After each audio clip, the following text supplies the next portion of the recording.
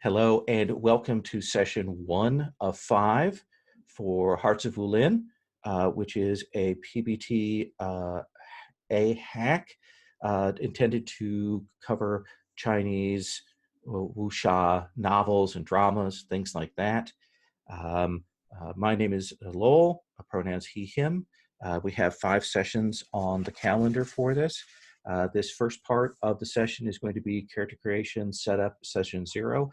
I know that there's some people that don't like watching that part of the process, so feel free to jump forward to the midpoint. We'll try to put a note in this. Let me talk about what the game is and where it comes from and those sorts of things and walk through. This is Hearts of Wulin, which comes from a set of stories, a set of ideas that have long resonance in Chinese literature, tales of the supernatural and things like that.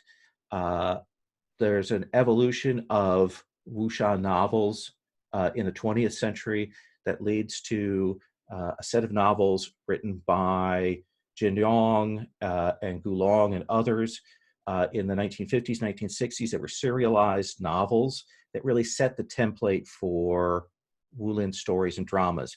And after that, we had tons of movies that were based on these stories. And then nearly all of them that have been published have had long drama series on Chinese television, 24, 30, 50 episodes, retellings of that. Legends of the Condor Heroes is a classic one for that. The Handsome Siblings. That's how I came to this, is seeing some of those shows and loving the drama and the melodrama of them. I'd seen the movies like Crouching Tiger, Hidden Dragon, which is another great template, but the shows really made me fall in love with the stories that were being told. So we're telling those kinds of stories with some of the supernatural elements that are sometimes left out. We're kind of focusing in on those. This is a game, a setting with some assumptions. Number one, things like the fact that disguises always work. If you have a disguise on, it always works. People don't see through those things, even as absurd as they might be. But there are other important issues like the fact that our heroes, our characters, speak obliquely about their feelings. They have passions, they have loves, they have entanglements, but they can't quite bring themselves to speak explicitly about that until the highlight of our tale. Those are two really crucial things. The other thing that's worth noting here as we're kind of setting things up is I am super white. That is pretty obvious. My coming to these stories is out of a love and appreciation for the drama series. So they're melodramas. They're several steps removed from the original sources. They're translated, all of those kinds of things. I love them. I love these stories, and I really want to treat them with respect and avoid parody. And I know that all of you have played with the Gauntlet before or dealt with these issues, so I'm sure you're going to be good with that. The one thing I'll definitely say is we avoid any kind of accents. We might do voices, but we avoid accents as a thing when we go to play. Let me walk through CATS, which is our basic programming setup for these games. So our concept is a game about martial artists, and they're living out their tangled relationships. At the same time, they're trying to hold true to their ideals, and they're also dramatically kicking people's asses, especially in this case, evil cults and ghosts and all of that kind of thing. Our aim as we play through these 5 sessions is to have fun complicating each other's lives, and we want to work and build each other up to dramatic moments. We want to support each other to get to those highlights, to make things messy and then deal with what comes of that. Our tone is a high melodrama, a little bit of a degree of self-seriousness. Humor is a release valve in that. It is a game that has supernatural elements. It has elements that might be associated with horror, but it's not a horror game. Those are elements that appear within this. We deal with the supernatural. These are things that in the universe that we're playing in, they're taken seriously and considered dangerous. Finally, our subject matter most often is the struggle between duty and desire, duty and personal honor, honor and desire. It's a tension between our familial obligations and our friendships, and other things as they pop up. Those are the basics of what we're doing here today. Um, with that in mind, we have a set of safety tools. I know all of you are familiar with these, but I want to go through them very quickly to have you have a sense of them. These are important things. Number one is that we have lines and veils. There is a tab in the Character Keeper for these. You can mark anything you want as a line or anything you want as a veil as we're going through the character creation process or even later. A line is a hard line. If it pops up, we're just going to stop. We're not going to go there. We're going to try and avoid it as much as we can in play. If something is a veil, if it pops up, we're going to elide. We're going to kind of move away from it. We're going to fade to black on it. It may be referenced. It may appear, but we're going to fade away from it quickly. Those are two important stages for things that we would consider legitimate or not legitimate. And you'll notice that on that list of lines and veils, there are additional blank spaces. If there's something that's not listed there that you feel is important to you, please feel free to add that. I always appreciate to see things and get a good sense of what the players want through that. To complement that sort of baseline of lines and veils, we have the X card.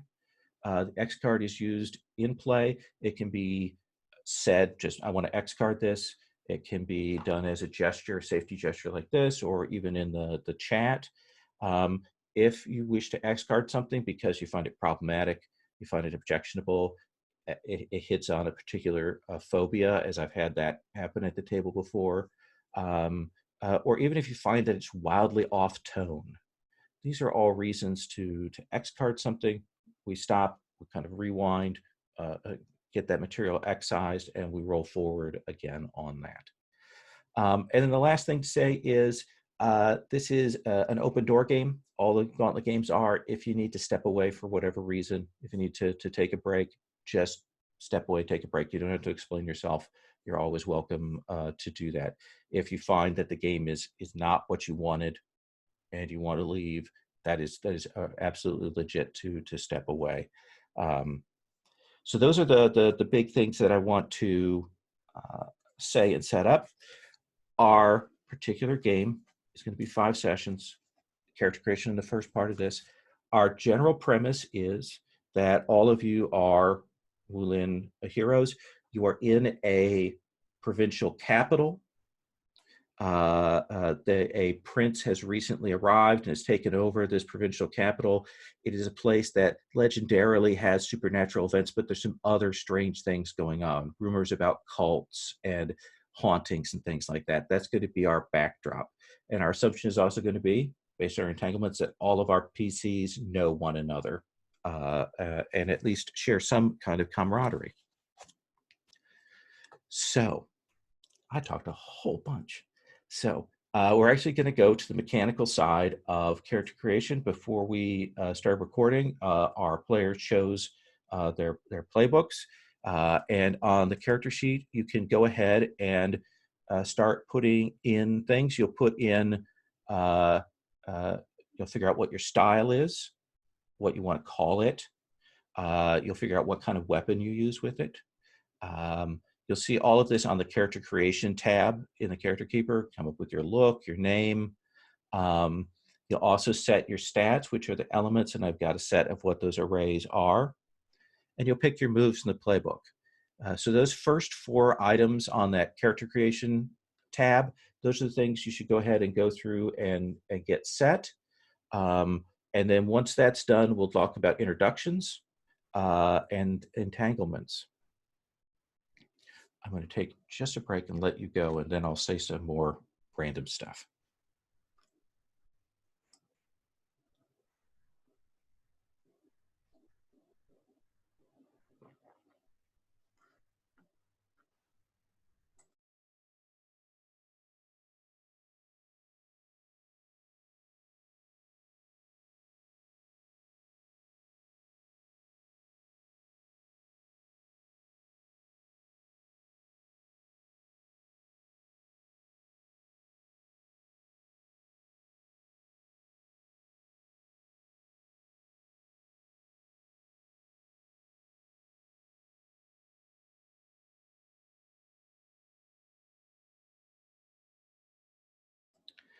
if you need inspiration for names, there is a Entanglement and Names tab that has examples of all kinds of things.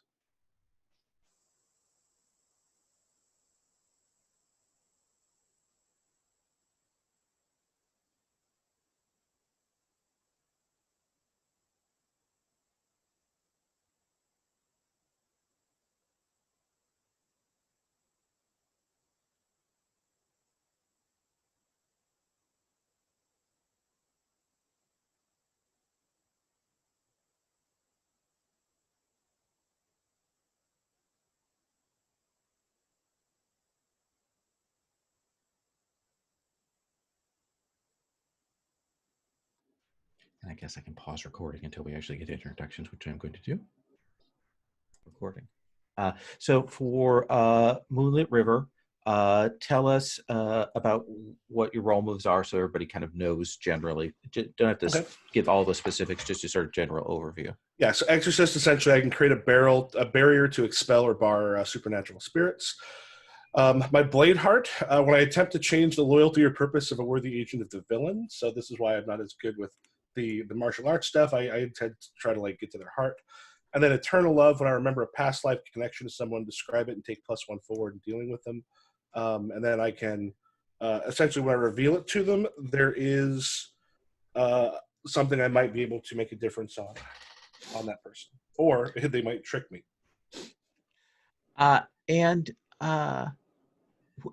Was there you think it was an incident that led to you being sent out, or was it just sort of a general, like over time, the masters are like, we need to do something? I think it wasn't a specific incident, but it was just over time. It's like there was a number of things that he was very good at and sort of got, but he just isn't quite ready to move beyond the student phase. And I think they got to the point where they're like, he just needs to experience the world and kind of get that maturity that you're not necessarily going to get with people who are constantly like setting your day for you. All right. I think that gives us a good sense of who Moonlit River is. We're going to go through the other two characters, and then we'll come around and we'll have you do either your romantic or your general entanglement. Those are on the Entanglements tab. There are some curated examples for each of the playbooks, but if you don't like any of those, there's some more at the bottom on that page. Let's come to Seventh Storm. Yeah, hi, I'm Sabine. I use any pronouns. And I'm going to play Seventh Storm, he, him pronouns. He is an aware, a sorcerer.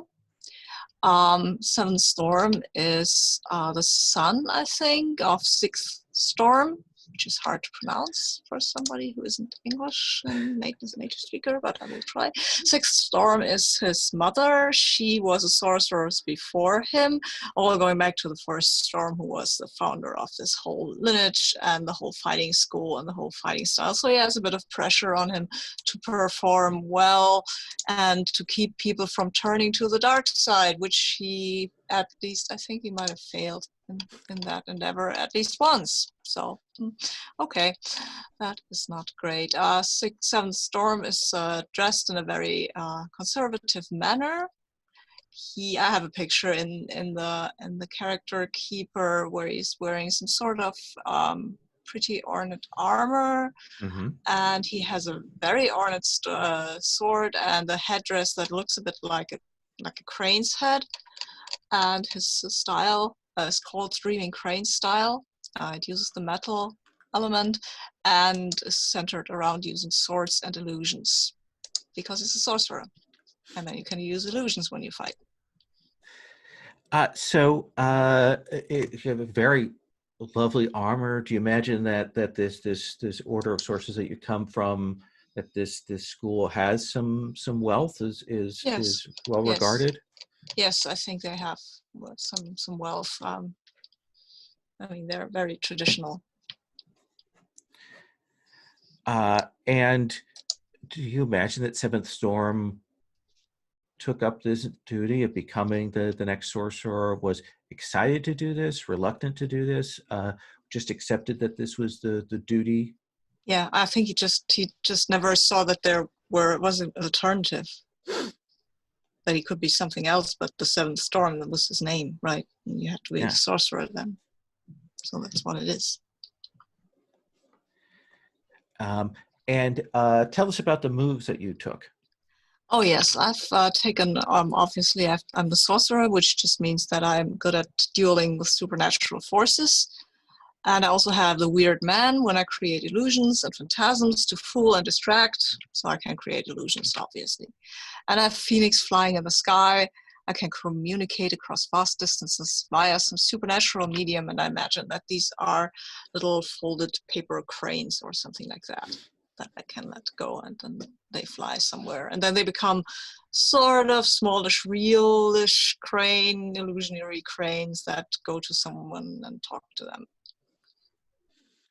And metal is your key element, so very much about control and calculation, and reflection. Reflection. How does that play in with the illusions? Like the illusions, we often think of illusions as kind of a more creative, soft thing. How does that work here with what you do? Oh well, I control what people see, right?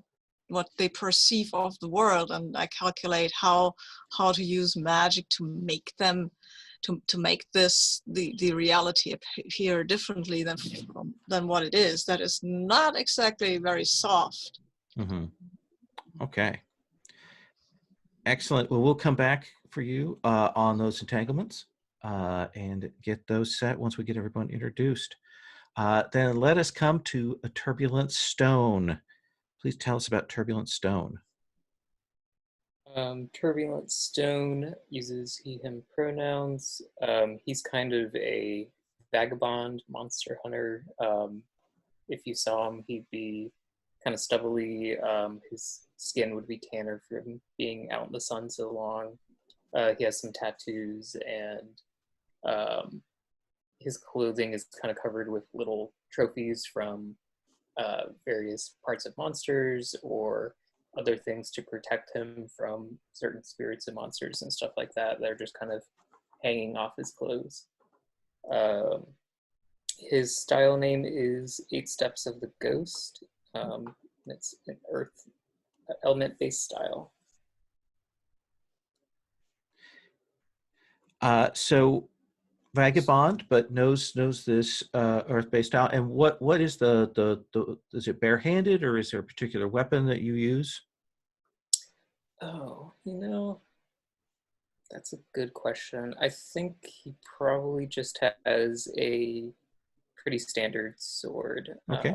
Like maybe like a scimitar type looking sword.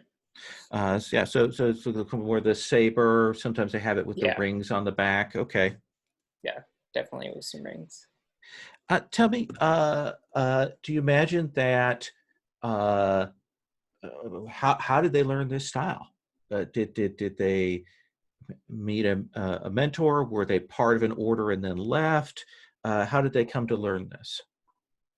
I think part of an order and then left, but the leaving was just kind of part of it. Once you're at a certain stage, they want you to kind of go out into the world and then come back, hopefully. And with your element being earth for your fighting style, what do you think that looks like? When people see you on screen fighting, how do we know that you're using an earth style? I think he even likes to kind of be low to the ground. Earth is cautious and focused and presence, so he knows that monsters and spirits and anything supernatural can be unpredictable, so he's always kind of bracing himself and taking the defensive. Is he young, but sort of looks stubbly, maybe looks older than his years, or is he slightly older, or is he significantly older? How do you imagine his age? He's young but older, like he appears older, just So because of all his road-worn features.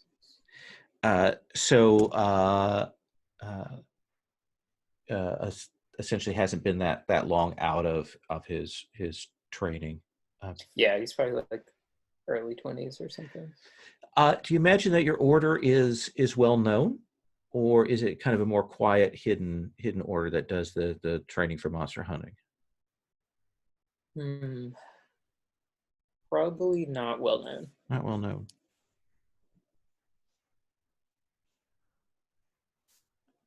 I'll have you think about what kind of marker or sign or thing you might have to represent the order there. Tell us about your moves. Sure. My roll move, um, in general, just seems like it helps me um, with recognizing illusions and disguises of monsters and supernatural creatures. I also have a long cane tiger, which helps me stalk someone quietly. I think that kind of plays into the Earth style of being like cautious and focused. And then Heads for Sale allows me to find rare and forbidden stuff from my contacts. When, as a monster hunter, do you think you're more of a ghost hunter, a hunter of supernatural beasts, a demon hunter, or just a jack of all trades? Probably jack of all trades, but Okay. with a focus more on beasts because I think he has a lot of, like I said before, like little trophies from things he's hunted and with that other move, I kind of get the sense that maybe he sells like monster parts or is exchanging them often. That's a classic. All right. Well, we'll come back to you with those entanglements. You will have a third entanglement that you'll get to do that will roll out of your roll move. So we're going to switch to entanglements now. Let me say a few words about what those are, what they mean when you're thinking about these. Entanglements are a relationship with another person that is complicated by a third person. That's generally the formula that these take, and that within that there's lots of options and so on. Entanglements, you want ones that you can kind of play with, that will appear on screen, that will cause you some heartache and some trouble. Within those entanglements, you're going to have a romantic one, and romantic can be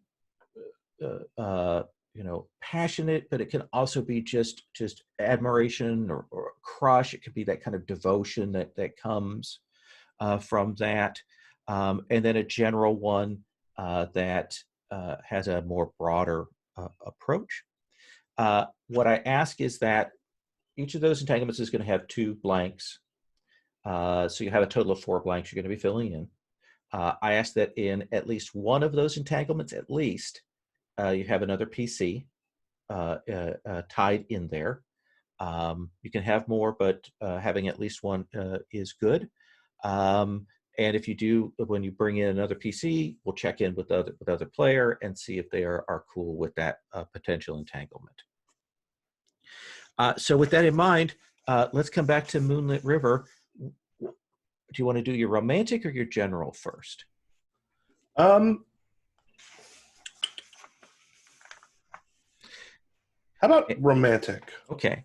And of course, we've got that big list of names, and I know you have a wide variety of names. So coming up with NPCs, making up NPCs is on the table. Okay.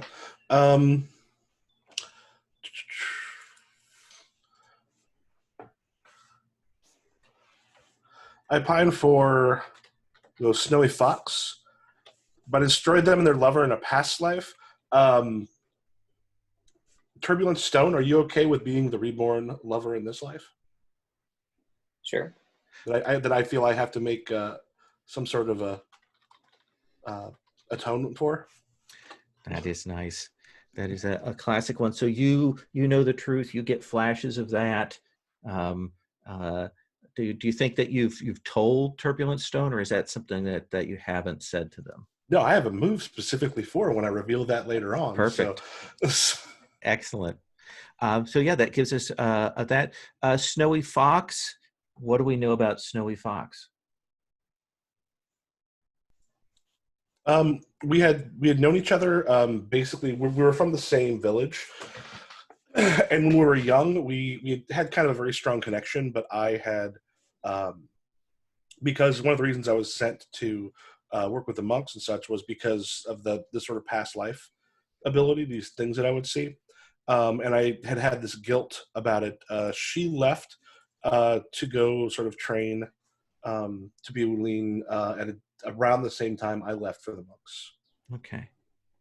So we'll assume that she's a Wulin trained warrior. She's present in the capital with whatever order. We'll kind of figure that out as we go through. You've seen her since then. Do you imagine that this knowledge of that past life, did you know that when you were younger, or is this a more recent thing that you've had that revelation? I think I've always, or of this specific one between us. Yeah. I think that was part of the reason I think he's always been aware of this and learned when he was young to stop telling people about this stuff. But with her in particular, part of it was this drive to sort of make amends, which is what brought them close together. And it made that thing because his guilt is what actually brought them into like an almost romance. Okay. Excellent. All right. We'll come back to you on your general. Sabine, for Seventh Storm, do you want to do your romantic or your general first? I think I'll start out with the romantic as well.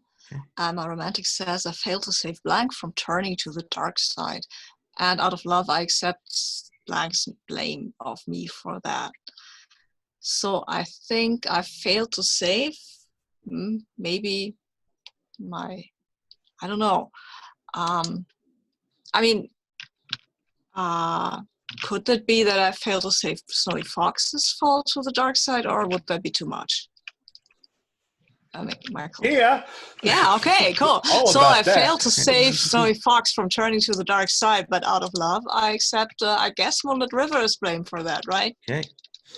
So you have strong affection, passion, love for Moonlit River, and now we know that Snowy Fox is not just a Wulin in this a city, but is part of the dark side. I like that. Yeah. Well, it was my fault, and anyway, I should have known better. Whatever I did to figure that out. Yeah. Yes, you should have. Yes, I should have. And then for Turbulent Stone, do you want to do your romantic or your general? I'll stick with romantic. So I have Blank looks so much like my love who died at the hands of a monster, but they are promised to Blank.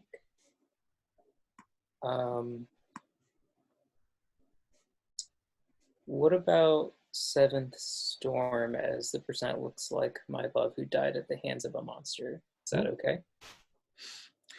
So what that would do is then it would mean that we would set up that Seventh Storm is promised to someone. That totally makes sense. I mean, he has to keep up the lineage, right? Okay. So he is promised to someone. She should have a name, I guess. Yeah. Any ideas on that one? Not yet, but I'll go and look at the names and then I'll make up something. Oh, I like something with Sky Guardian or something. Sky Guardian? No, I'm not there yet. Okay. I'm thinking. I'm sorry. This takes a bit for me. Oh, I like the idea of Sky Song maybe, or Sky Voice. Sky Voice. Ooh, Sky Voice, yeah. Sky Voice is good. And you said Sky Voice is she? Yeah. I guess that just to promote the lineage, I would be promised to a woman, so we can procreate and have an eighth storm somewhere. So is Sky Voice? I mean, is she a member of another Wulin family? Is she a member of a noble family? What do you imagine for her? Either one of you.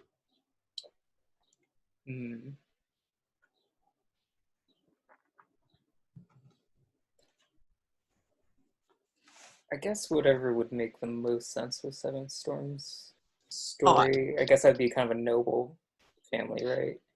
could be that somebody cast a lot and said, it has to be this woman, fate wills it, and then that's that. So Yeah. I'm totally open to anything you might think is interesting. Yeah, noble family sounds good. Okay, So cool. it's a noble family in this city promised to them. We don't know how they feel about it. We'll find out at some point as we go along. All right. Let's come back to Moonlit River. Let's do your general entanglement. What would you like for that? How about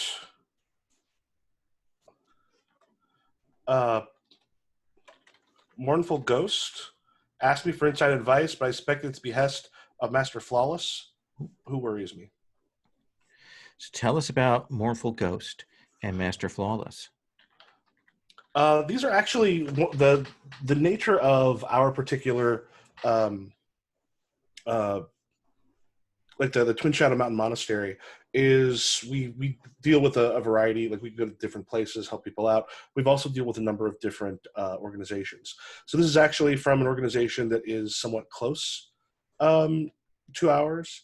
That Master Flawless is one of the masters there, and he's always struck me as something a little off about him. And I'm not entirely sure if it's just that I'm just afraid of him.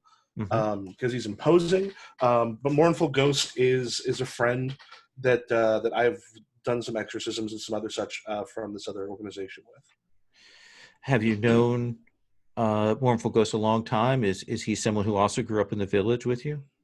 We didn't grow up in the village, but we're those the two people that meet and instantly like just hit it off so well that you might as well have known each other for forever. And you have a certain degree of confidence. You express that's sort of the reason that you're out there. You're naive, but you're confident in your abilities. So we'll assume that Mournful Ghost is maybe less confident, that they come to you for advice. They look up to you as kind of an elder brother. Is Mournful Ghost male, female? Male. Male. Okay. And what are the pronouns for Master Flawless?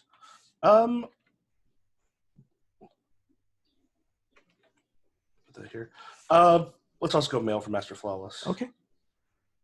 All right. Actually, yeah, let's go that. Okay. Excellent. Let's come back to Seventh Storm. Seventh Storm, what is your general entanglement?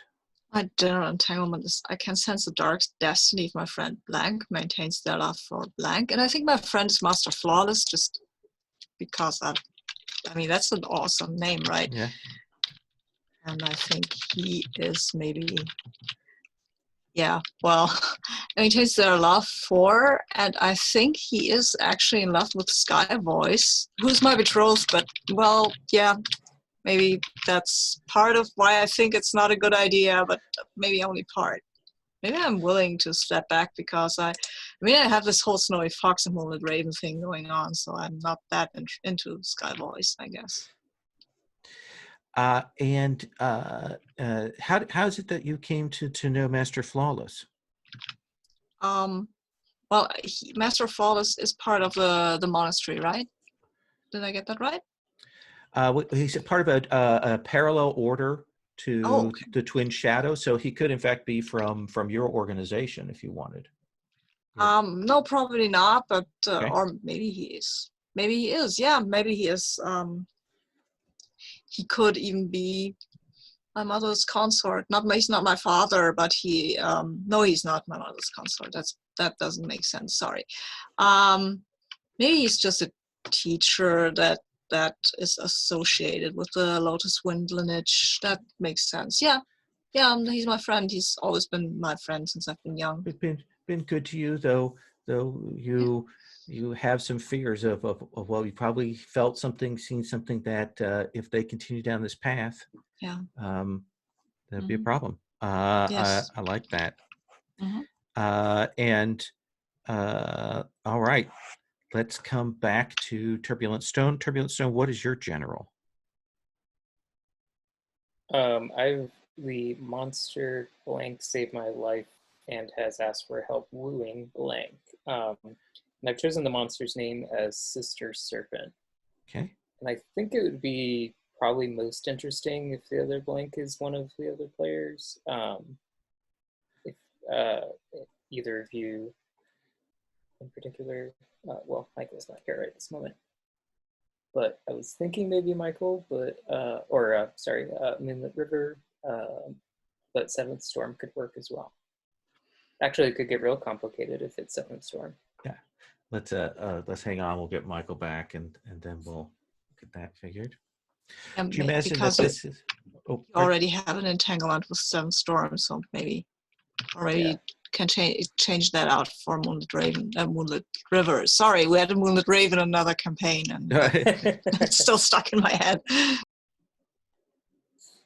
was terrible. She was the worst. It was the water margins thing I played, and that was really fab. So yay. I was thinking though that maybe Master Flawless maintains their love for Sister Serpent. That might make more sense because that's interesting. Because I mean, yeah, that is totally a good idea to fall in love with that monstrous Sister Serpent. That is not an ominous name at all. I like that. Do you imagine that? I mean, there's a couple of classic TV series and movies with the Green Snake and Legend of the White Snake, where we have a demon who has a serpent form, but appears as a beautiful young woman. Is that kind of what you're imagining there, Raj? Yeah, pretty much. Okay. Give Michael a second.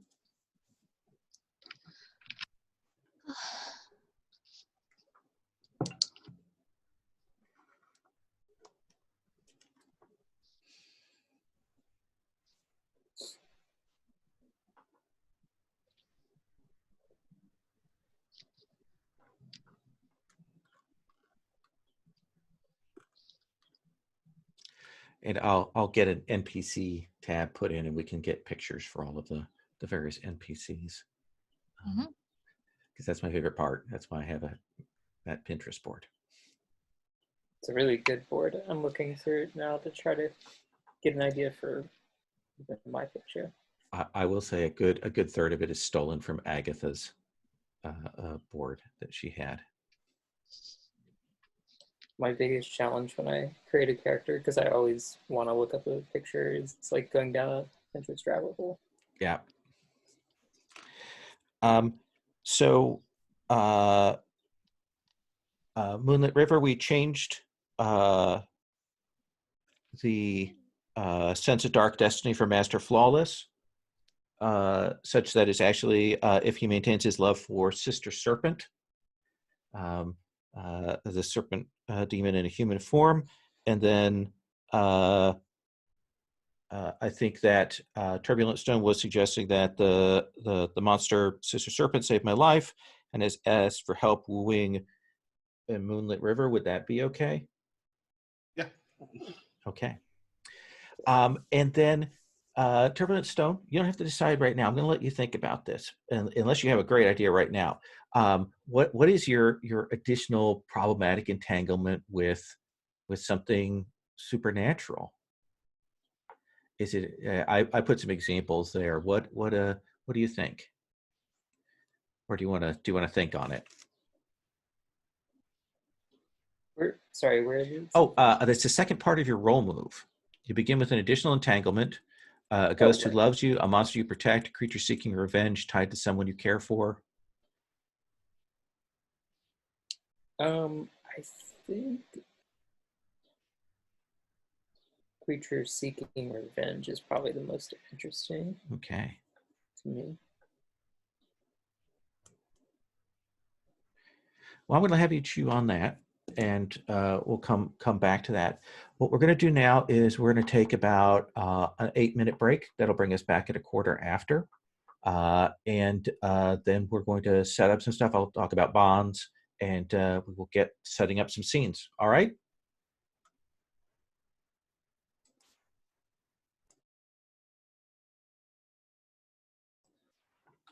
Under the basic moves tab, I do have a roll for your party, which you can use. Just a warning, we're still operating under the weirdness of roll for your party. So sometimes when you roll, it will give you a result, and you blink, and it will shift one of the dice. There's a delay sometimes on one of the dice. So when you see something good pop up, take a breath, and then look again, because often it will betray you. Just a heads up, we're working on a solution for that right now. So we are here in what we're simply going to refer to as the capital of the North. The Emperor has sent one of his sons here to kind of, it's unclear whether he's here to take over or he's here to recuperate or whatnot. But he arrived some weeks ago, and that, of course, sent the city into a tumult with the arrival of a imperial delegation.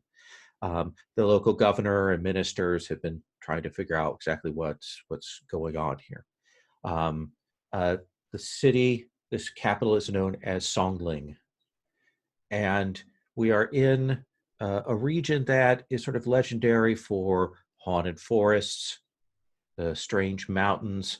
It is the location where the Twin Shadow Mountain Monastery is, and various Wulin orders are here. One of the things that has made people nervous is that there have been rumors about the return of a old cult. It was called the Thousand Venoms, and 20 years ago, its leader, Unconquered Sky, was defeated, but only by a gathering of many Wulin masters, and many died in the course of this. And the Thousand Venoms were a cult that practiced dark magic. There have been rumors in recent days, in recent weeks, that people have seen the signs, the markings, the sigils of that cult. Whether this is someone taking up their old practices or survivors from the events of 20 years ago, it is unclear. But it certainly made everyone nervous. And the city itself has experienced more supernatural things, strange lights at night, people hearing wails of ghosts, all of that kind of thing. So each of you are about your business here in the city. I want to go around and get a sort of an intro scene that maybe tells us something about your character and what they do normally. So Moonlit River, if we come to you as kind of the introductory scene, the camera comes and to find you, where will they see you? Sort of stepping out of a narrow street into one of the markets.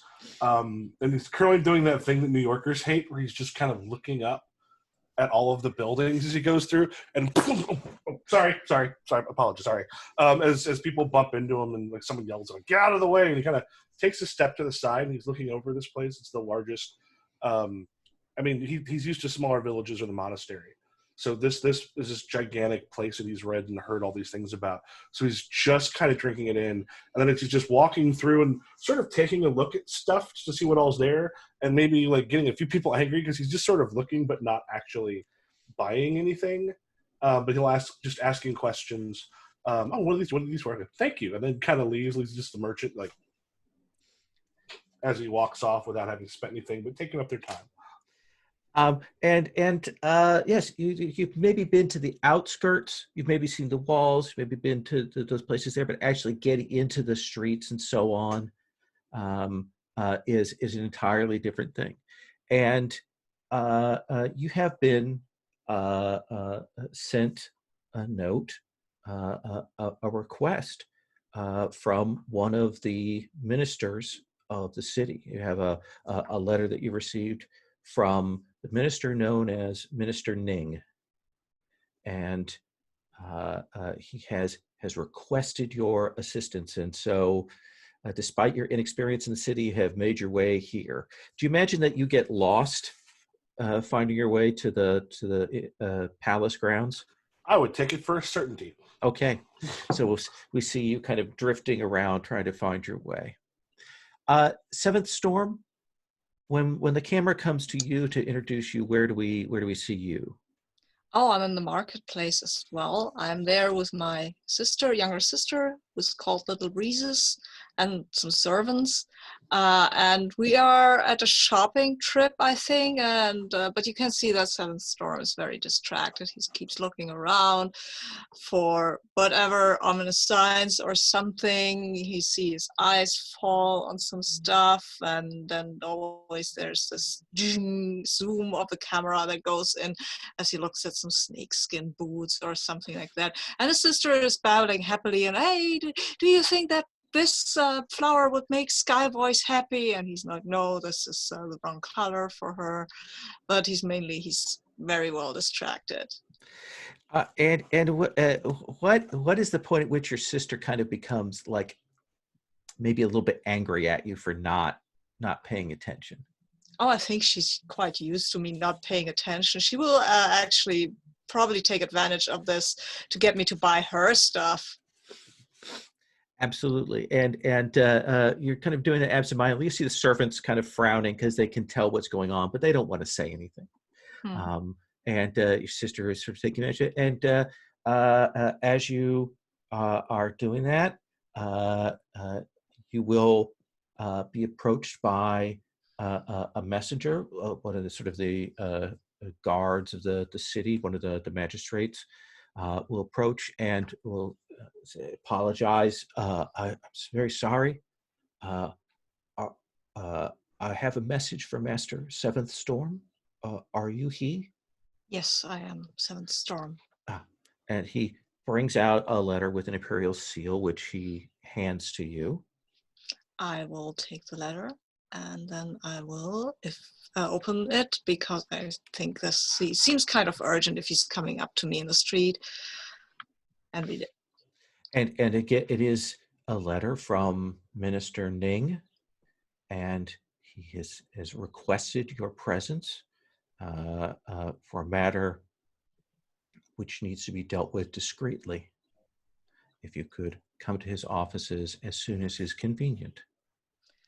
Oh, you can almost see a bit of relief on Seventh Storm's face. He usually has a rather expressionless face, but you can kind of see it in maybe his stance.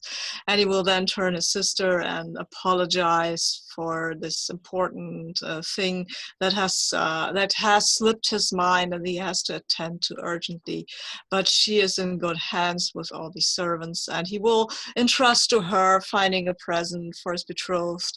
And he will hand her the bag with the money, and she will be very happy, I think, but a little worried, because it's not usual that Seventh Storm forgets any kind of appointment or something like that. And the magistrate will wait and will kind of gesture and walks as if to take you in that direction. Mm-hmm. And then we see your sister turning back, and we hear her saying, "I'll take this and this and this and this," and the exchange of money. So we've seen the lost, we've seen the noble. What is it when we see Turbulent Stone here in the city? I think Turbulent Stone is probably having a moment of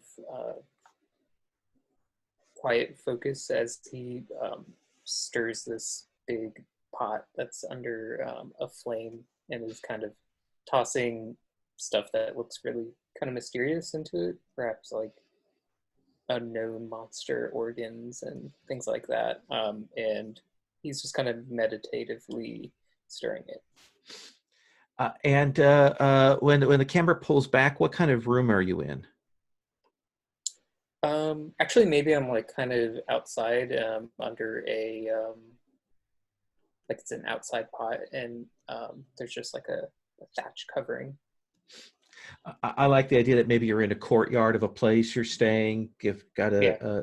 a covering, and you will hear and you will see your landlord approaching, and he says, "What is that you are fixing?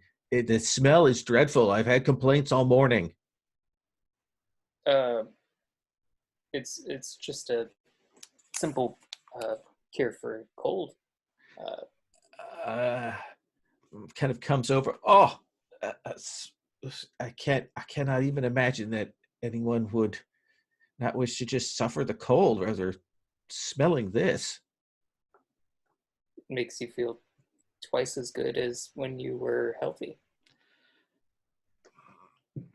It would have to. And he kind of leans in and he sees some of the things floating in it. He goes, what is in this?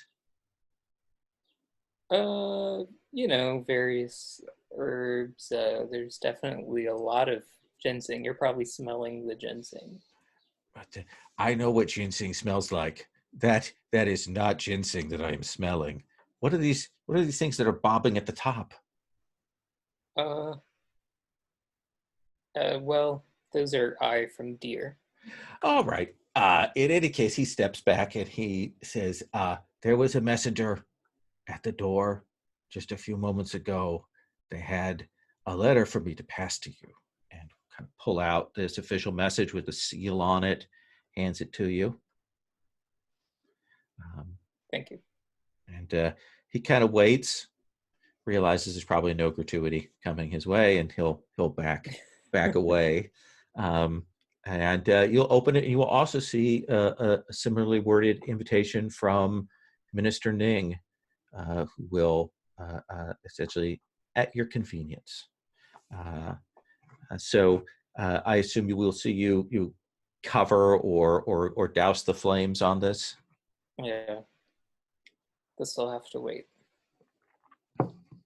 And probably as you go out there, some people looking somewhat relieved that the brew is not continuing to give off smoke. We'll get used to the smell. Yeah.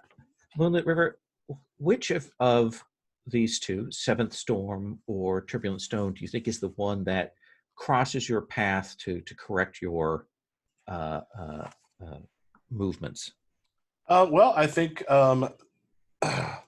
I think Seventh Stone is both also in the marketplace and also the one that my character is going to be a little bit the most uncomfortable around. So that sounds like who I should run into. Yeah, you are going along, feeling a little out of sorts, a little confused, out of your element. When you will see the crowd part,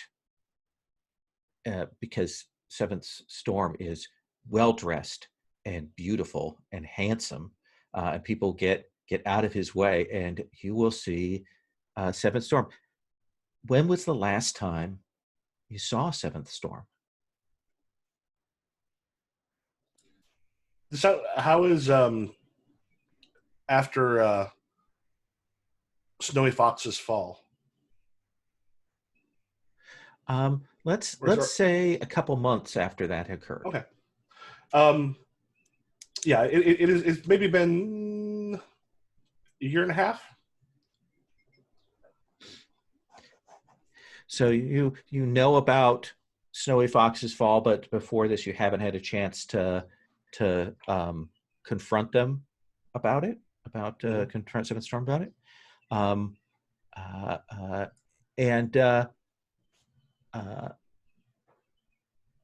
Let's do an inner conflict roll. Let's see how you hold yourself up, whether we see you scamper off or hold yourself together. What would you like to roll that with? My metal is my control, and that's a -1. Mm-hmm. So it did not switch. That is a 7, so that means that's a 6. Okay. So mark your metal. The good news is that because you rolled inner conflict, you get to take an XP, so you get 1 XP for that.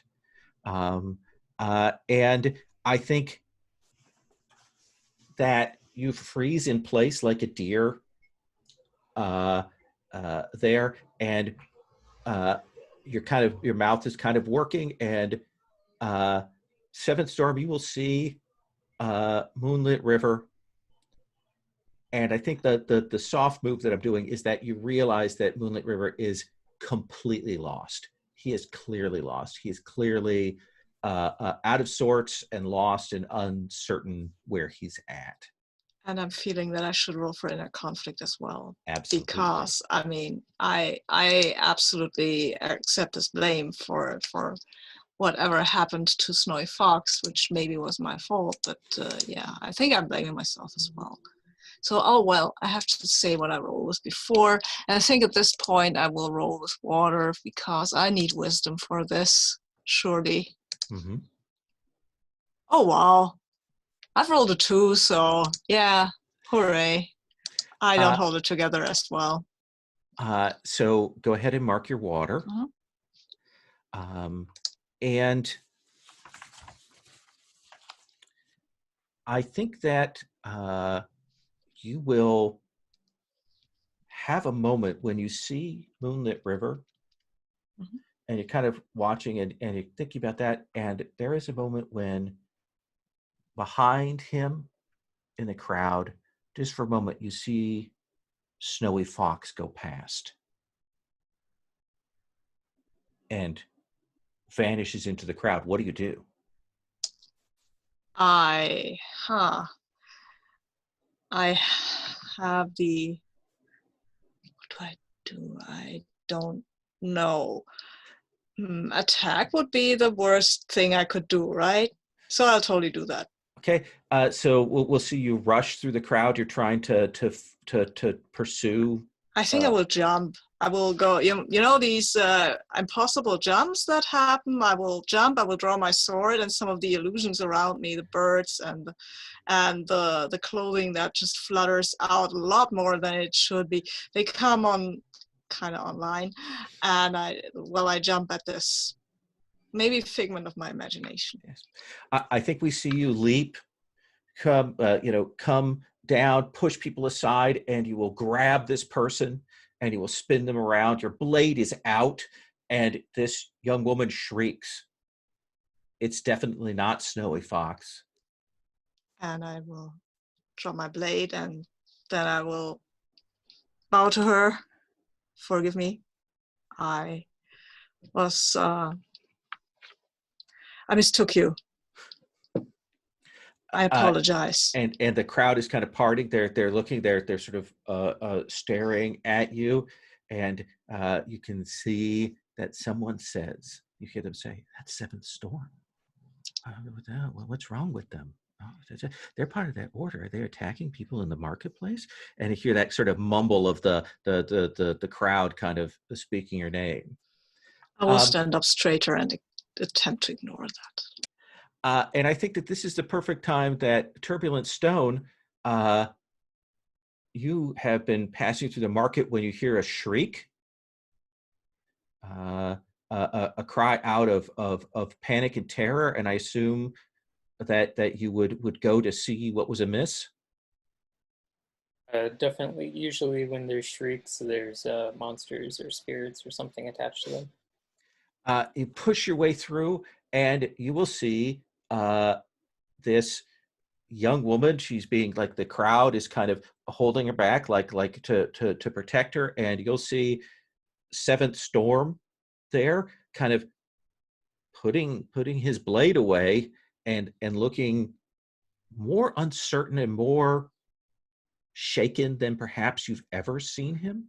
When was the last time you saw Seventh Storm? Is it recent or a while ago?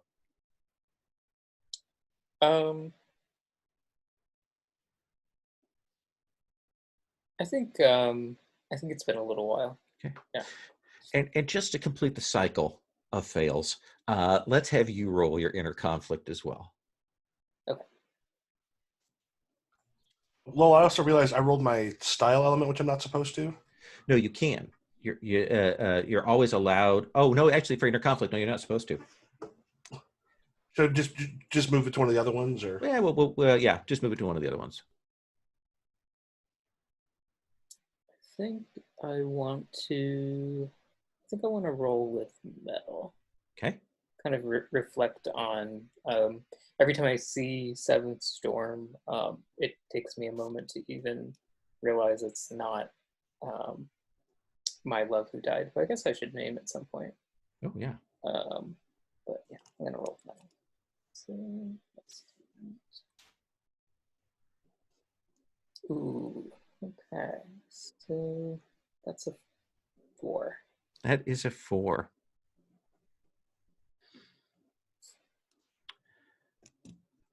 I think I'm going to have you mark your medal.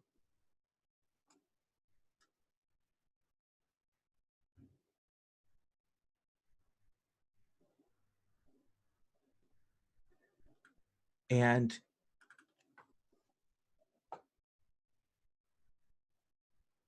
I'm going to put that move on a shelf right now. Got a little hard move shelf. I'm going to set that over there off to the side. So I'm going to come back to that one.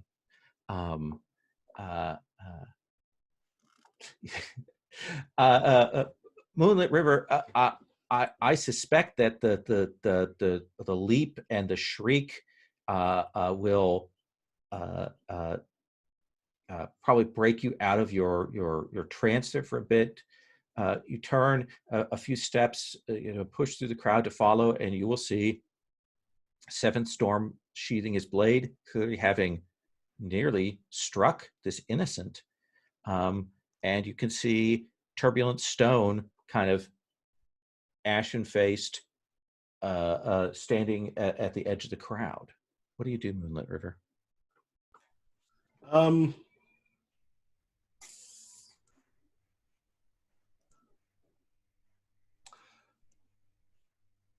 So you're always quick to judge others. I will turn around and first I will bow to Moonlit River and say, Master Moonlit River, I accept your judgment. You're right. I should not have judged that quickly. I'm a Master Seventh Storm. I'm just a student. Forgive me.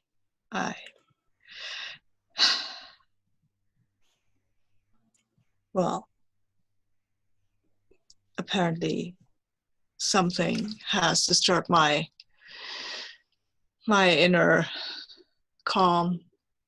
I would apologize again, but I feel that would be excessive. And I do not wish to put undue burden on this conversation. I would gladly accept a point in the direction of where Minister Ning is as an apology. I have already I have also been invited by Minister Ning. If you would accept my invitation to accompany me to him. There's just a hitch in his breath for a second, and then gives like the bow he didn't give before, and goes, "I will accompany you." Mm-hmm. And Turbulent Stone? I am also headed to where you are. May I join? Bow to you. Of course, you are very, very welcome. And we'll see the three of you gather yourselves together and head off. And I think the camera will linger. The camera lingers on Turbulent Stone's face, and then it kind of peels back, and we can see Little Breezes, Seventh Storm's sister, and we can see that she's staring after Turbulent Stone, that look of just love and admiration and sudden crush that has come over her, as with one glance at this handsome vagabond, she has fallen in love. So that is going to complicate matters, and that is my move, just to announce that. Who is that person again? That is Little Breezes. That is Seventh Storm's sister. We'll cut to the grounds of the palace. It's not a huge facility. it's both the governor's offices and then offices for when members of the imperial family come.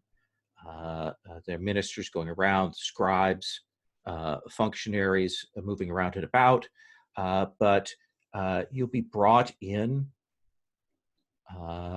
until we see you arrive at these chambers. You're sort of out of place. You don't see anyone else quite like you three here.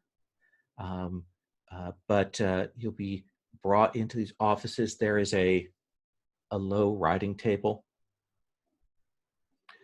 and quill, ink, and papers there.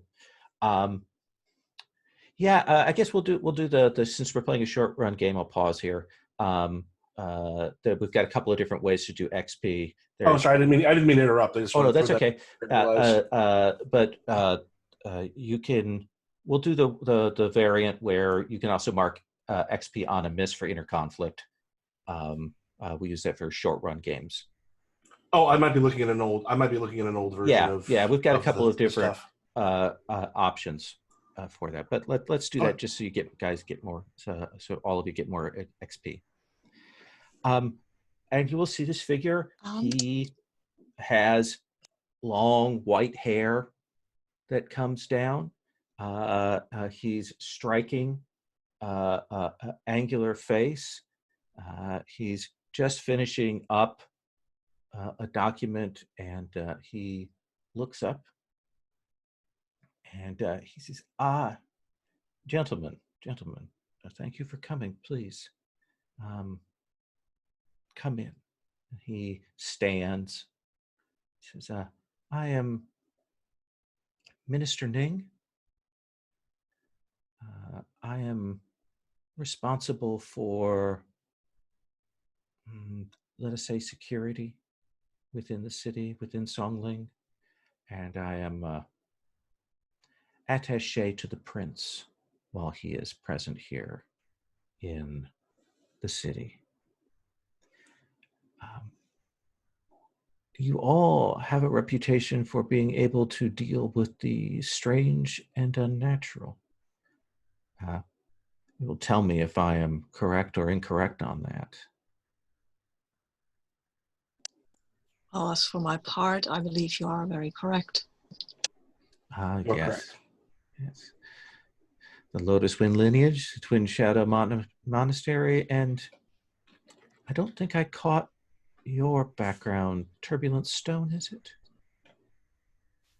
That's correct, sir.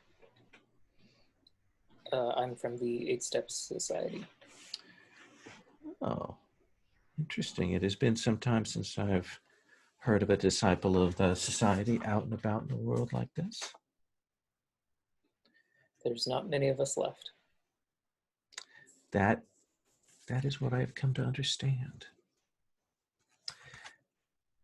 I am but a mere minister, but I do know when things are strange and afoot here in the city.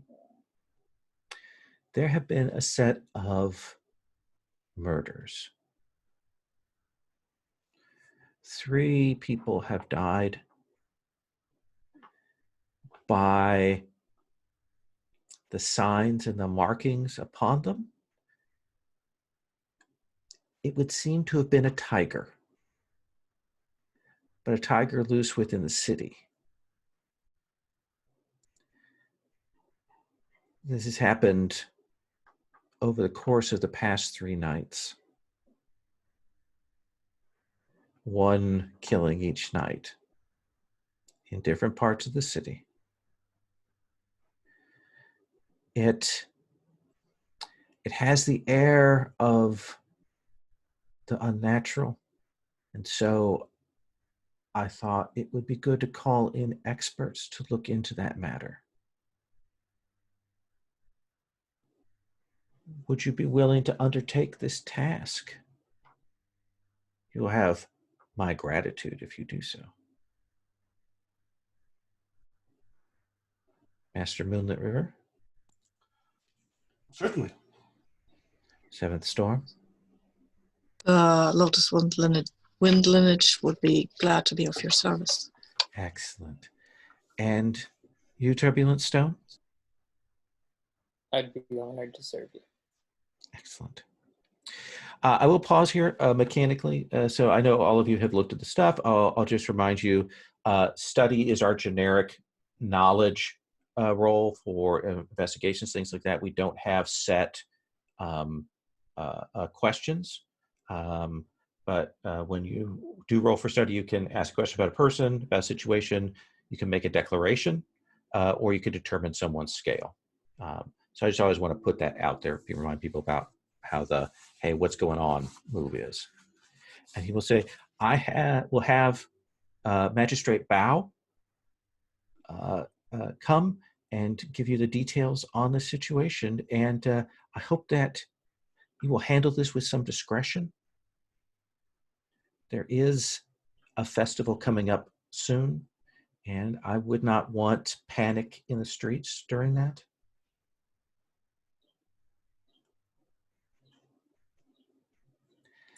Should be able to wrap up this matter with the utmost haste. Excellent. Your confidence reassures me. I am glad to hear that. Well, if you'll excuse me, Magistrate Bao awaits you in the outer chambers. Head to the outer chambers. And you'll move out. Ning watches you for a bit and then returns to his writing. And we get out and we see Magistrate Bao, who clearly, the look on his face is, ugh, like, I don't want to have to deal with these monster huntery, supernaturally types. This is my beat, that kind of thing. So he looks and he's like, greetings to you. I was told I was required to give you information on the killings. That would be most useful, yes. Thank you for your help. Well, it is the orders that I was given. There have been 3 killings over the last 3 nights. The first one was a merchant named Zhang. The second one, a madam named Wen. Well, I could have written it off at that point, some sort of beast that set upon them, perhaps moving to the streets at night. But the third killing happened last night, and it is a magistrate named Perfected Starfall, a skilled magistrate in his home. And we are nervous about that. Here are the addresses of these locations. I leave it to you then. And he goes to walk away. I have a quick question. There was something that was mentioned that so far I've not heard anything that connects.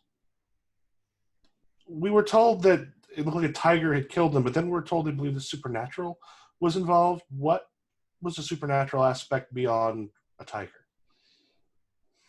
And he pauses, like he clearly doesn't want to say. But he will say, it is unlikely that a tiger could enter a home that was secured and locked and leave no markings of its passage in or out, as was the case with the magistrate's death last night. Oh, that does sound supernatural. Like he clearly doesn't want to say yes, but you are the expert on this, so we will continue our investigations, and we will be doubling the guard in the affected sections of the city. But I will leave you to your workings. Forgive me, I have one question. I imagine there were no witnesses to these events? None so far. Very good. Thank you. Well, I'm sure there's a perfectly rational, non-supernatural explanation for all of this. Don't worry. And I kind of put my hand on his shoulder. Oh, That would be good. I would like it if this could be explained in such a way. That's usually the case, for sure. Oh, good. He seems somewhat reassured by that, and he will bow and head off. Soon as he leaves the room, I just turn to Turbulent Stone. It's supernatural, isn't it? It most certainly is. Is there some sort of a spirit tiger you're aware of? You hunt monsters. Is this a thing? It seems like it might be my roll move, maybe? Yeah, if you want to make a study roll. Okay.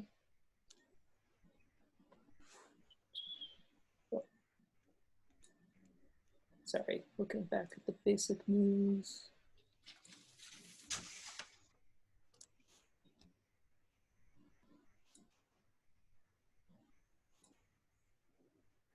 And for study, what element do I roll? What would you like to roll? Oh, I can choose. That's right. Yep. Let's see. I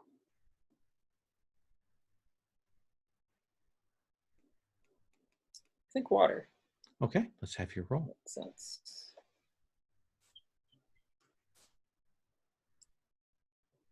That's a 6.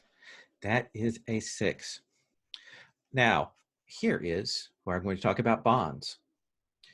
Each of you will have a bond with someone. You'll take a name from each of your entanglements, so, one from your romantic and one from your general, and you will start out at a bond level of 1 with them. Bonds are a resource that you can spend after a roll to bump it up a result. It doesn't necessarily that you're burning out your relationship with that person, but rather that you're calling on, like, you don't want to embarrass yourself in front of them, or you remember something they said to you, something like that. So if you wish, Turbulent Stone, if you have a bond with someone that you'd like to burn to take that up to a 7, you could do that. Or you can go with the 6. I think I want to use my bond with Windlet River. Because I don't want to embarrass myself in front of like a young student. I want to act like I know what I'm talking about. Absolutely. So you'll write in that name, and you'll set the bond to 0, bump it up to a 7, which brings us to this. Do you want to ask a question with your 1 hold, or make a declaration? You could do that, and then additionally, you're going to get. You can also ask the sort of what is this creature called question. Okay.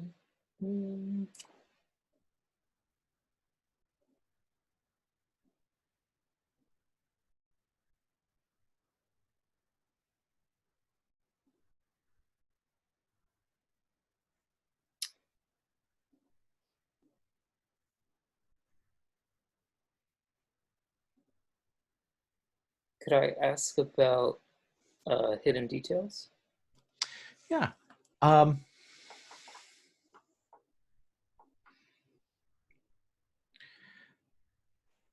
I think that as you're kind of thinking about this,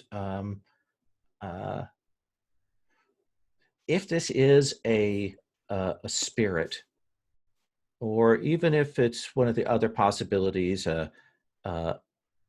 say a person who has gotten an item to change their form into a tiger or something like that, this kind of series of killings speaks to revenge. Like this is not just a simple ritual killing. This is this definitely ties into some seeking of vengeance or revenge. Does that seem like a fair answer? Totally. Yeah. And then I guess what is the creature called? If it is just a spirit that has come back, there is something called a tiger soul ghost.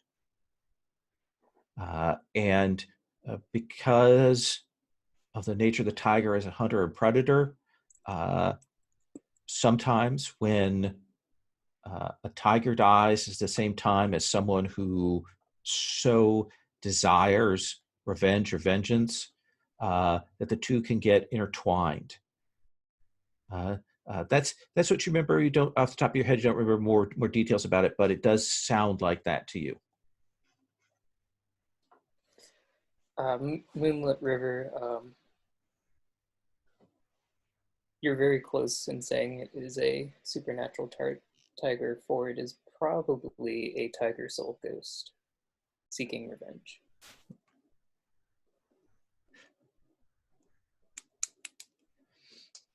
It seems that Moonlit River has rivered away.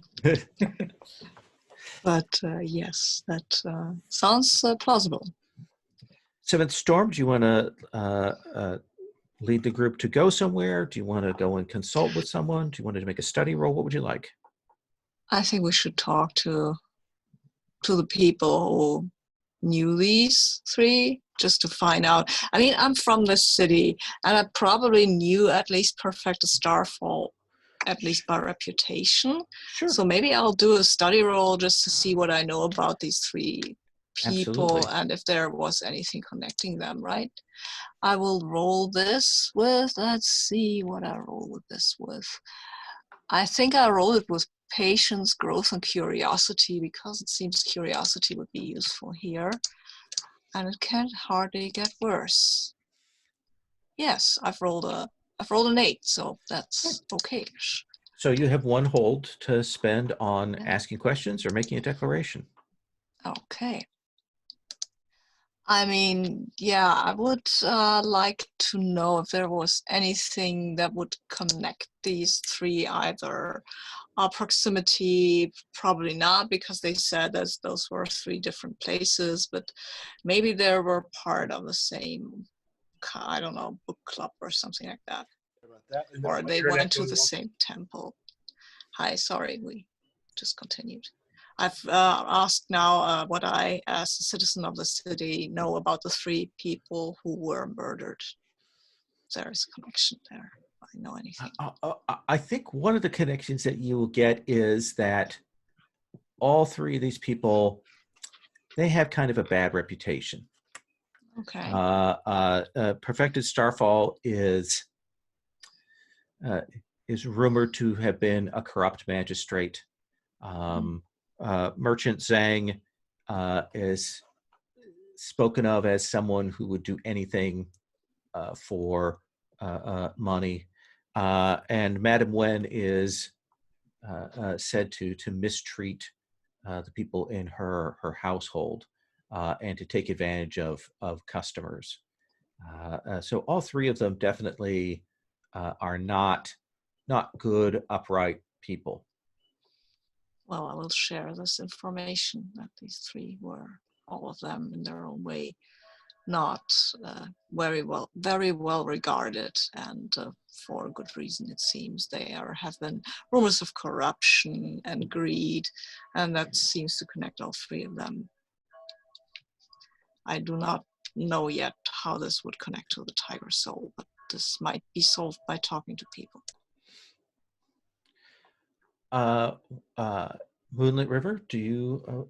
What would be your approach to study? We've seen Turbulent Stone kind of fall back on his experience. We've seen Seventh Storm think about their time in the city, maybe talk to some people. What would we see for you in terms of this?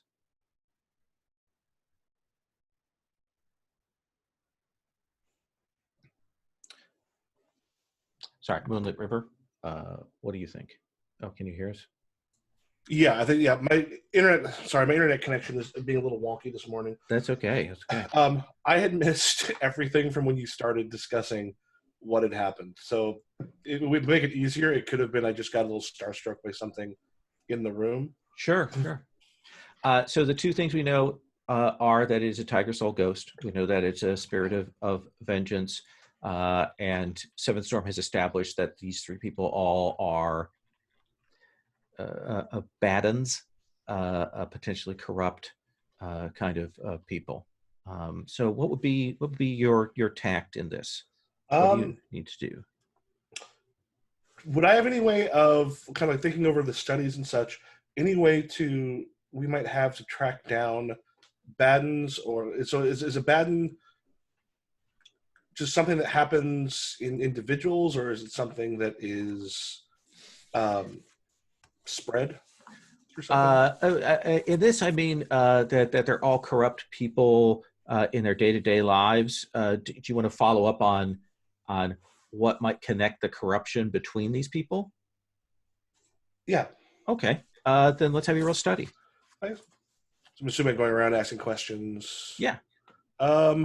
Here I'll use my awareness, wisdom, and flexibility. I'll use my water. So that's a +2.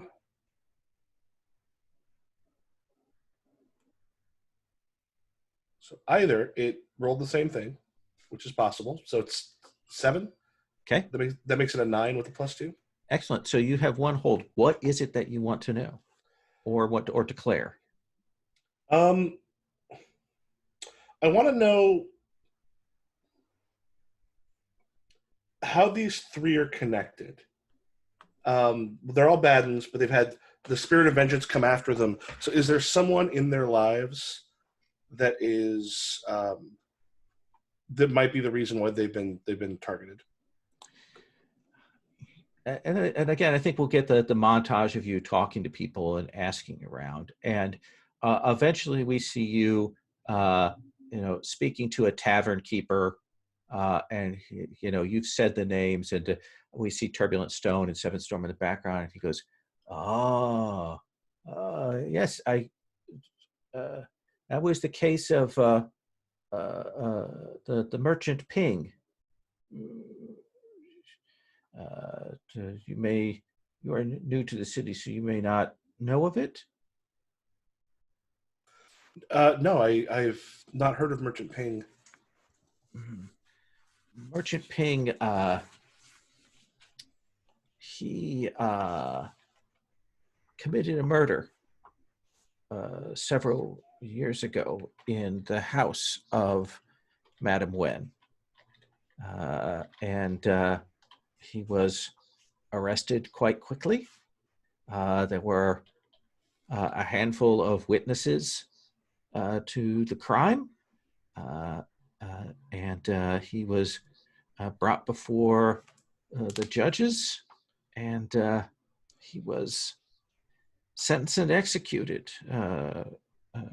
I know that Magistrate Starfall was involved with that, but I also know that it was Madame Wen's house, and that Merchant Zhang was one of Merchant Ping's partners.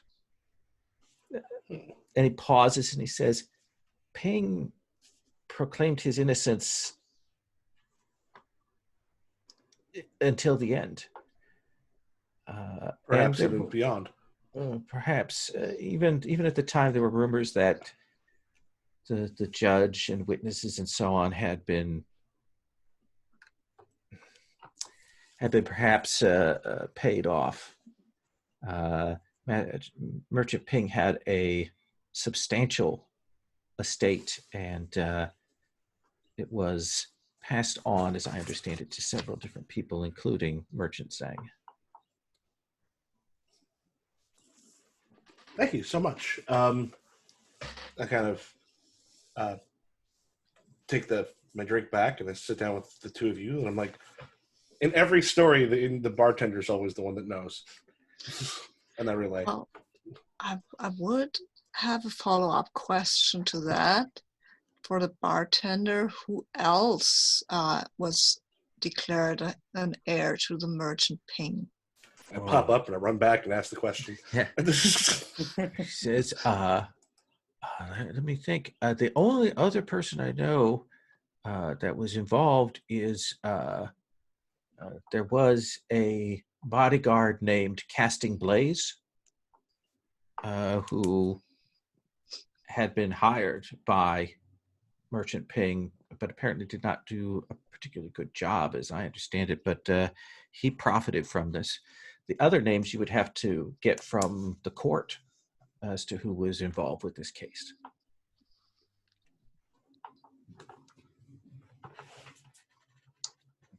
Well, I think maybe we should get these names of the others who profited, and also we should have a look at the bodyguards tonight, because that revenge-seeking tiger might come there. Question is, do we want to? If this is a righteous vengeance enacted, these people killed an innocent man. A spirit beyond. Are there other people involved who also profited off his death? We might be able to find that out and bring him to our justice. But if Master Ping is sent beyond the grave to kill those who wronged him and set him up for execution, I have a hard time.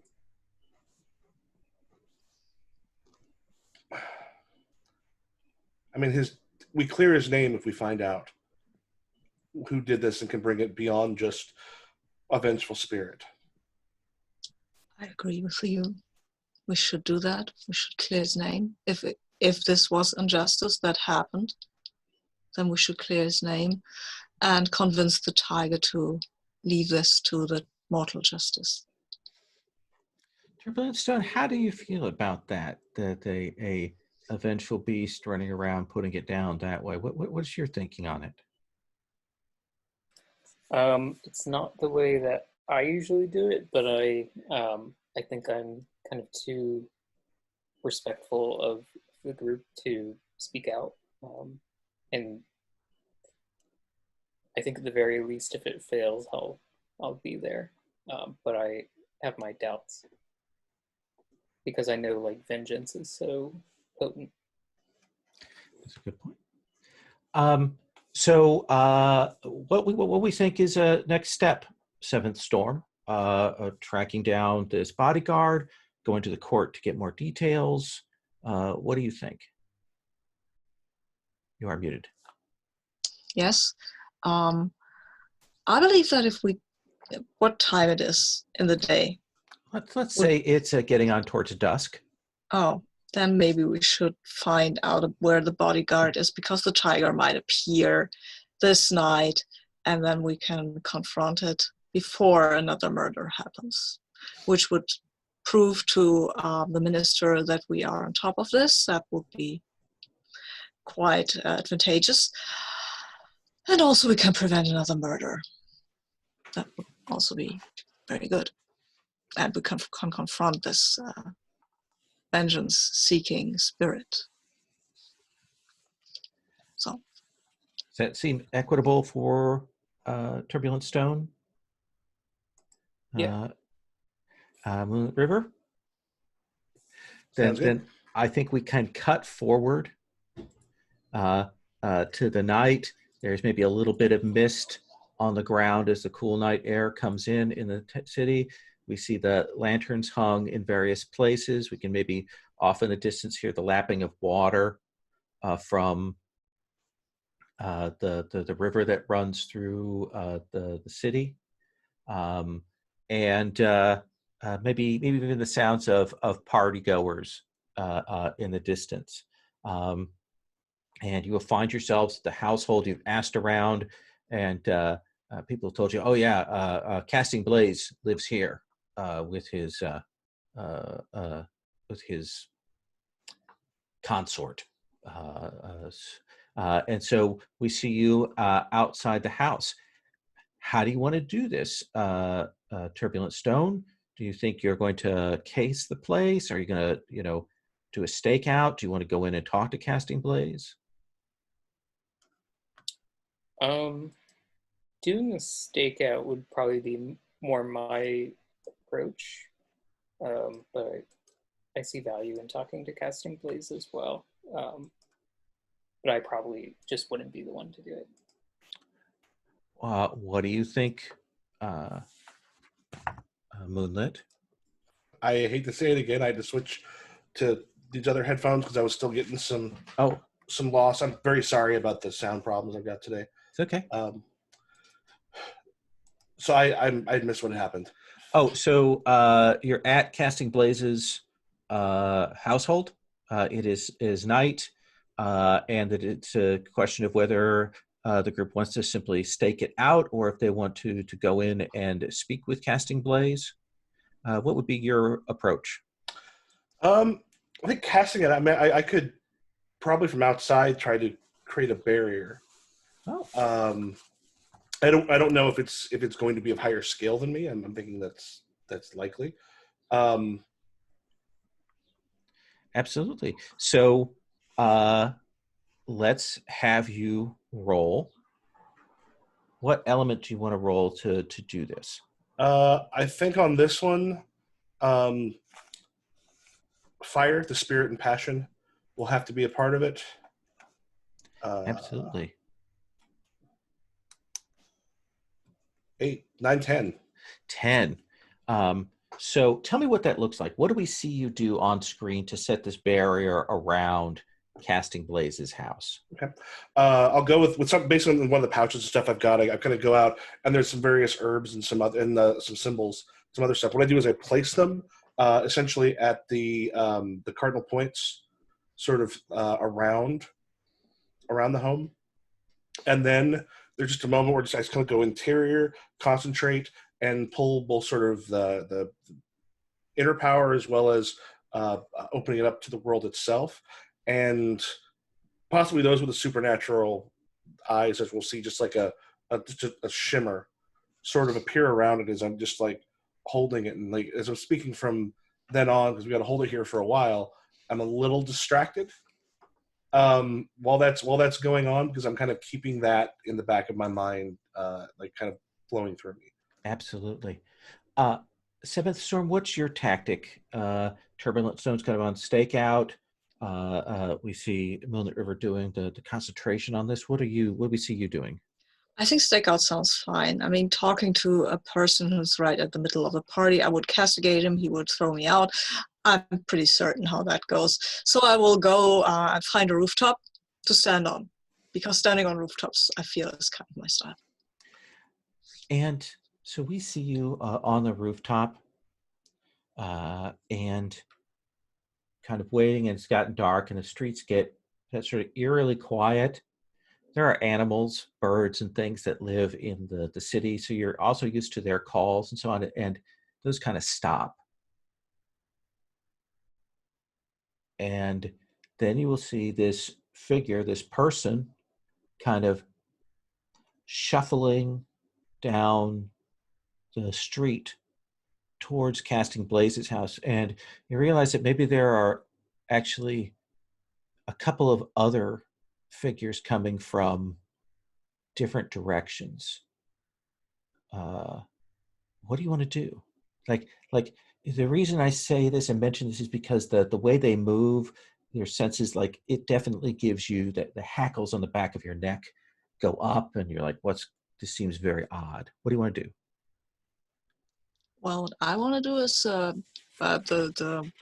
feel that I want to just jump down in Okay. front of them All right. and confront them. Okay. And So, just, yeah. You will leap down off of the rooftops in front of this figure that's kind of shambling forward. And what do you say? What do we see? I say, hold. What have you come here to do, spirit? And the figure kind of stops to kind of acknowledge you. And when it looks up, there's like a hood it has on, and you'll see the light from the lanterns kind of catch, and you see those cat's eyes. And this figure kind of holds up its hands, and you can see that its flesh is pale, like the skin of a dead person. And they reach forward to grapple at you. Oh, well, I will step back and draw my sword, of course, and then I will engage in a fight, because... Turbulent Stone, as this is going on, you've also gotten the sense of these people coming. You see Seventh Storm leap to engage one of them. What do you do?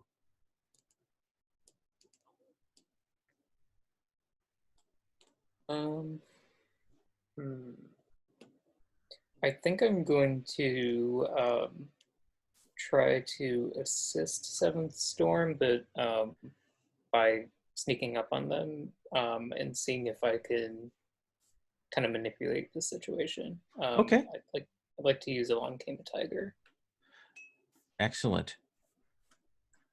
Let's have you roll. Cool. I think I will roll with Earth.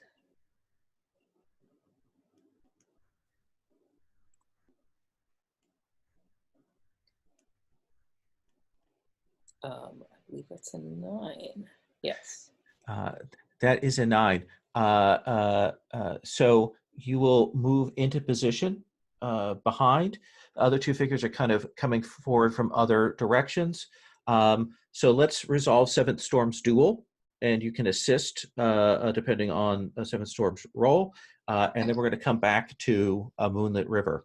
So Seventh Storm, Yes. this foe is on your scale. Cool. And it's a supernatural force, right? It is. Nice. I will then attempt to duel with it. Okay. Let's roll. Okay. Yes, I've got a 7, so it's a 10.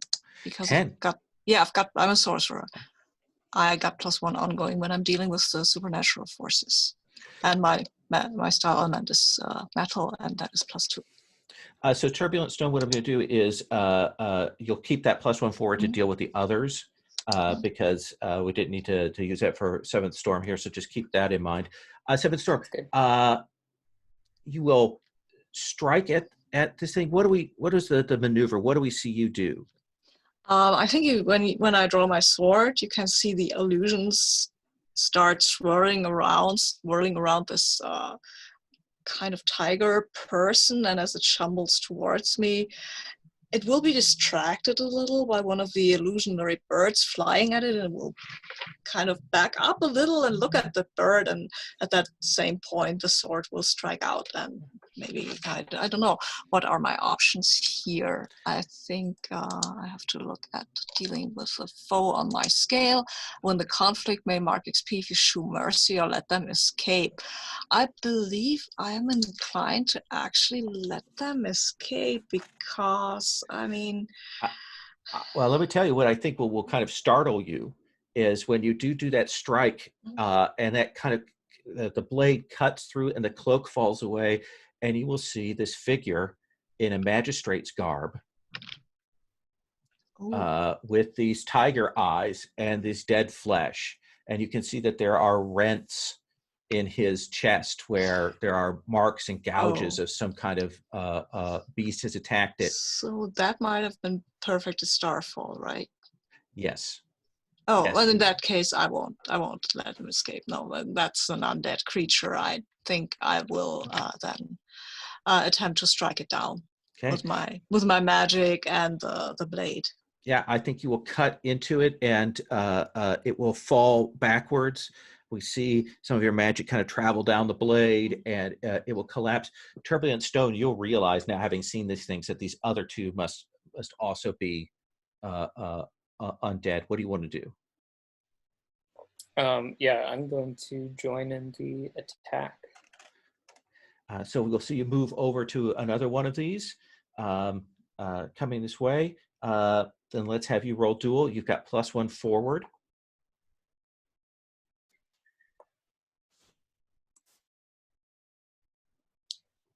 Ooh, okay. So that's an 11. No, wait, it's a 12 actually. So tell me what that looks like. I think he maintains his distance, kind of comes in quietly, and then goes into a wide stance and sheathes his sword. And there's almost like a tapping he does on the ground, and it starts vibrating with this kind of supernatural energy coming from the earth, and he just does this powerful swing upwards with the sword. Yeah, and maybe just cutting it into.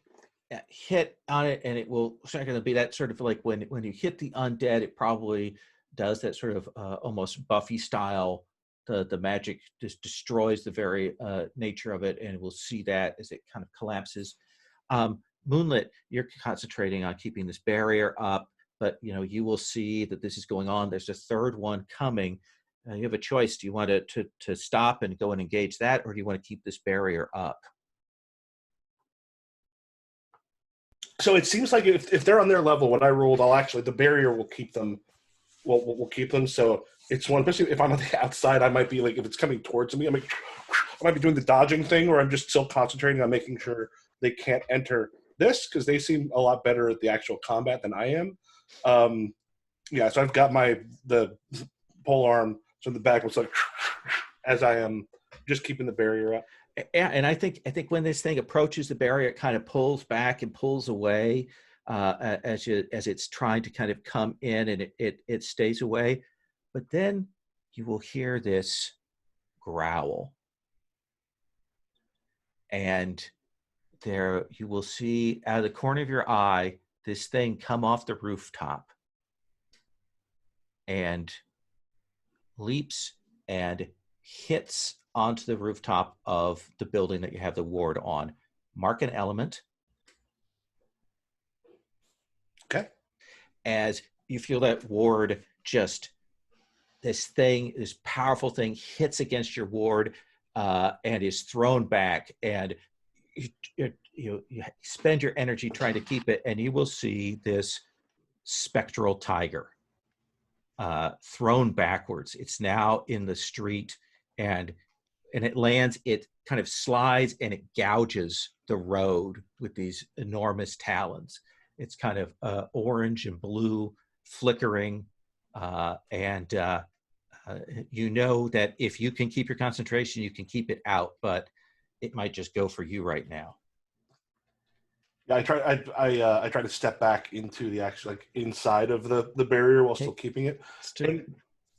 It's one thing I can ask a question, and this might be a thing. Sure, absolutely. We already know, is this something that is innately called because of the injustice done that led to the death, or did someone summon this? That is something you'll have to figure out once you've had a chance to investigate the signs of it. All right. Then I will save my question for that. Okay. Seventh Storm, Turbulent Stone kind of turn. There's still one of these undead moving, kind of trying to push at, but being forced back by Moonlit Rivers. But then you will hear that crash, and you will see this spectral thing, and it glows, and you just have that sudden feeling of a predator staring at you, catching your eye. So Seventh Storm, what do you want to do? Can I create an illusion to distract both of them? Okay. Because I don't want them to eat Moonlit River or the bodyguard inside. I would like to create this illusion around me, maybe, of I don't know, of maybe something. Yeah, I'm the illusion of perfected starfall and perfect health. That might distract both of them just enough so they would go for me instead of going for Moonlit River, not Moonlit Raven. I'm sorry. My brain wants to make you a Moonlit Raven, but I won't. I will defeat my brain. That's my cousin. Yeah, hopefully not. Hopefully not. She was terrible. So what do you want to roll that with? I want to roll that with, I think that needs to be, I will go with Earth here for presence because I need to use so yeah, I've rolled an 8, so it's a 9. Okay. So that means on 7 to 9, choose one. I can choose between my effects last a long time. It can affect a large area. Victims will not realize the illusion until I've left. The revelation of the illusion humiliates someone. No, I don't want to humiliate someone. I think victims will not realize the illusion until I've left. Okay. So you set that illusion up. We see perfected starfall. Suddenly we switch actors, and you're standing there. And we see the spectral tiger turn, and it and the undead turn and immediately start coming this way.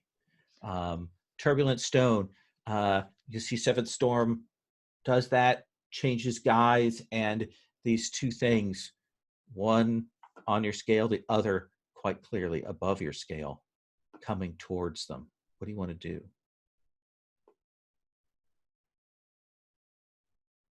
I think I will go ahead and attack the one that's on my scale at least. Okay. So you will engage the undead. Let us have you roll duel to see if you can do this quickly and get your attention to the other foe. Okay, so I have another 12.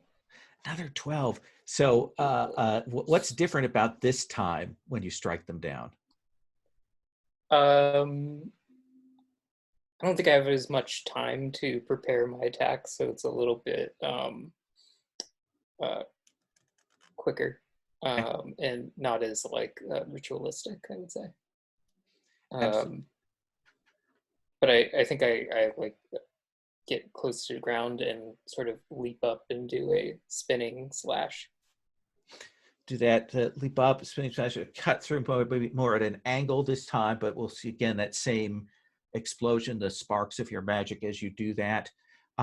Let's come back to Moonlit River. You've kind of got that barrier held. You see the last of this trio of undead destroyed by Turbulent Stone, but you also see that in just a moment, this tiger soul ghost is going to be on Seventh Storm.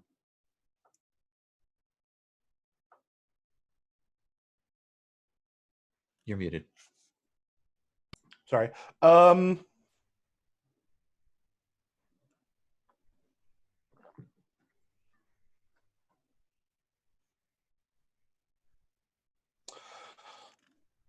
this be considered a worthy agent of the villain? No, I think this is the villain. Oh, okay. In that case,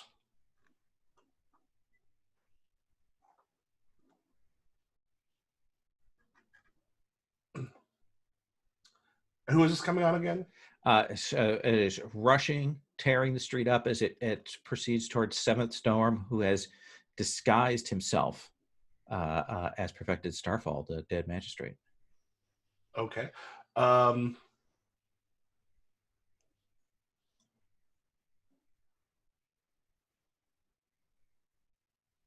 I think I don't know if I would necessarily rush out to. Am I able to aid her if the combat happens there? Sure, you can go to aid if it's so since we see you move into a position there. What you can do is you'll do a comfort and support action, and essentially you can go ahead and roll that. If they don't need it or don't use it, you can just create a bond with them. Just transfer it over to that. Okay. Can I also use the Eternal Love before that with the past life connection? Ooh, so yeah, let's describe what we see on screen.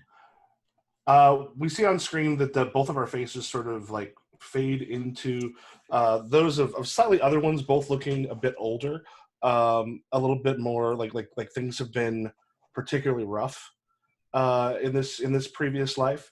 We're at the scene of a battle, and there's people all surrounding us. At one point, we kind of sit there back to back, and we're looking at like there's no one here to help us.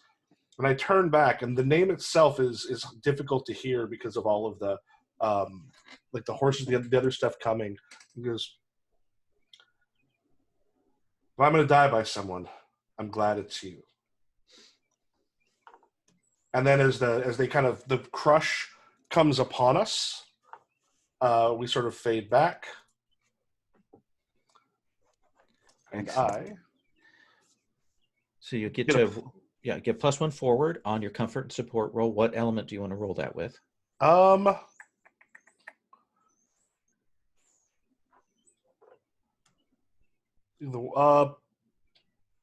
go water here with the awareness. So Okay. a total of a +3,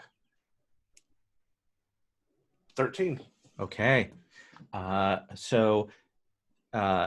Let's resolve Seventh Storm thing, and then we'll kind of roll out how this affects on your, because you're going to get an extra benefit for that high roll. Seventh Storm.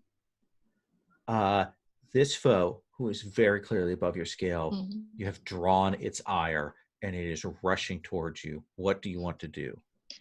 What I want to do is maybe I realize that if I fight it, it just might kill me, right?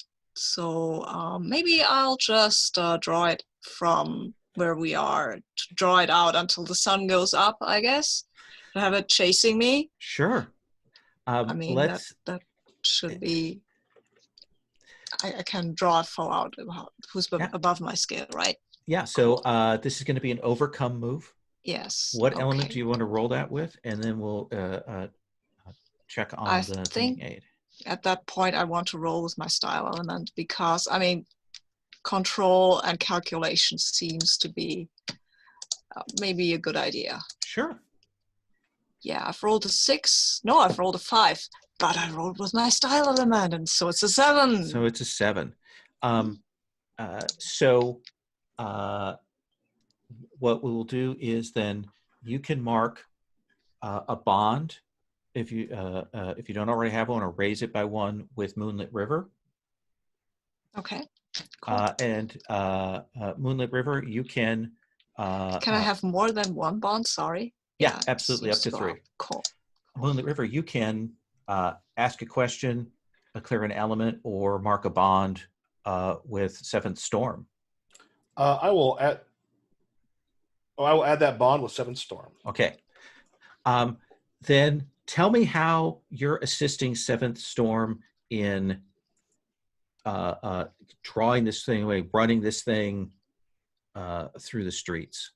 In a really weird way, as if the two of us had fought before in warrior combat. As I'm coming, and I'm not as skilled, but I'm able to just like use these massive sweeps of my weapon of the guando to cut off the tiger in places and send it back to the places that we're wanting to funnel it.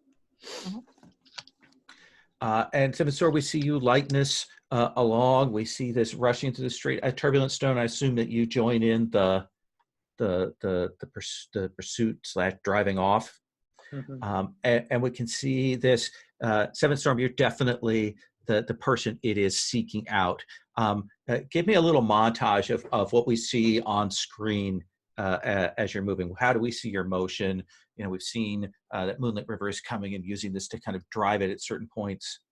I believe there should be a complication, but yes, I'm right now what we can see is that Seventh Storm / Perfected Starfall is running through the street, occasionally even stumbling, just so that the tiger can feel that it has a chance of catching him. And then when it draws too near, then maybe Moonlit River will distract it with the guando, or Seventh Storm will do one of his weird leaps where he's suddenly on a rooftop, and then the tiger has to, I don't know, can the tiger go through a house, or does it have to go around?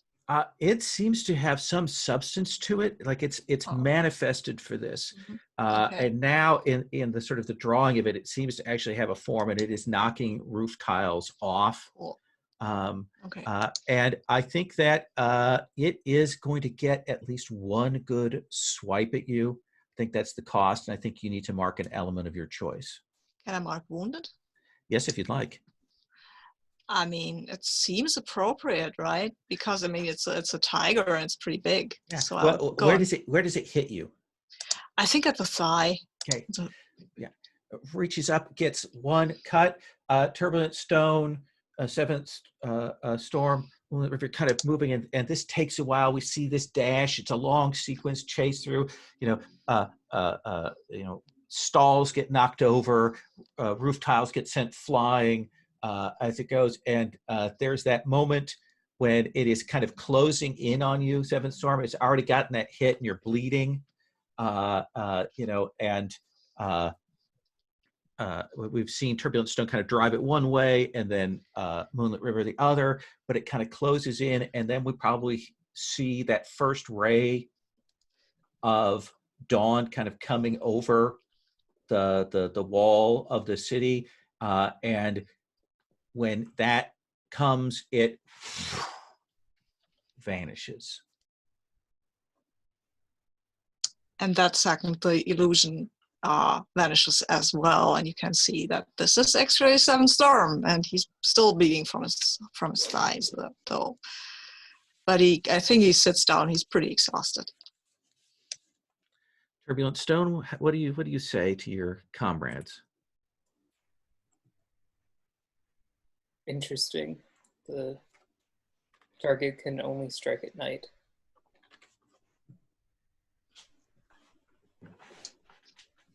Well, that seemed to have worked well for this night, but I don't think we can do this every night. No, that foe was far above our level. We're going to have to study and train. Yes. I seem to remember that you have some knowledge of herbs and healings. Maybe you might want to see if this spectral claws that rent my skin did more than that. Of course, I'll be happy to take a look. Turbulent Stone, what do we see on screen? What does your treatment look like? When you get so close and to touching the very thigh and wound of Seventh Storm, who looks just so much like him. Yeah, I think Turbulent Stone's heart is probably kind of fluttering a little bit. And there's like an expression in his face that the camera kind of focuses on. But he unrolls like a kind of like a canvas roll with various herbs and implements and stuff like that. And he very gently cleans the wound. And let's have you roll inner conflict. Okay. Just to make sure that you can do this without making a mistake. I think I will do that with.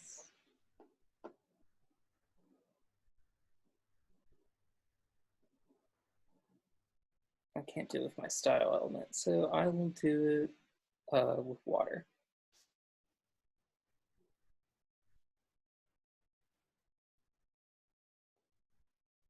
That's an 8.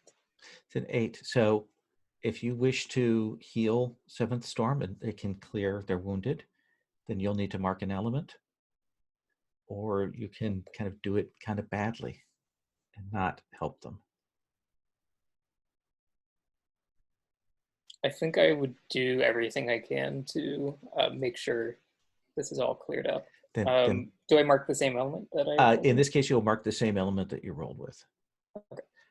As you kind of push yourself to keep your composure as you do this, and Seventh Storm, you may clear the wounded. Maybe I find some kind of spirit infection or something like that. And I don't even think I mention it to you, Seventh Storm, because I don't want to make you worry, but you probably noticed I spend a long time on it. And there's like sweat coming down my brow and stuff as I focus on clearing it up. Well, when you've done that, I will bow to you and say, you have my deepest gratitude, Turbulent Stone. This was well done. And I appreciate that. And I appreciated your help this night. That was very, very welcome. And I'm trying to comfort and support you here. Okay, let's have you roll, and then we'll check in with Moonlit River and see Moonlit River's reaction to all this. Okay, I think I will roll this with. Let's see what will. I think with wood. Wood seems a good idea. Probably not, but because it's just. Yeah, it was not. Yeah, it was a good idea. Thank you. You know, it changed from a 6 to an 8. Sometimes the lag is good. Perfect. So it's an 8. So yeah, you can clear an element here. Nice. Or can also clear element, you can take a bond. Or you can take a bond. Sure. Maybe I'll do a bond. I feel like that might be more interesting. Okay. Now I have 2 with Seventh Storm. Moonlit River, what's your reaction following the battle with this tiger, and then Turbulent Stone performing this first aid on Seventh Storm?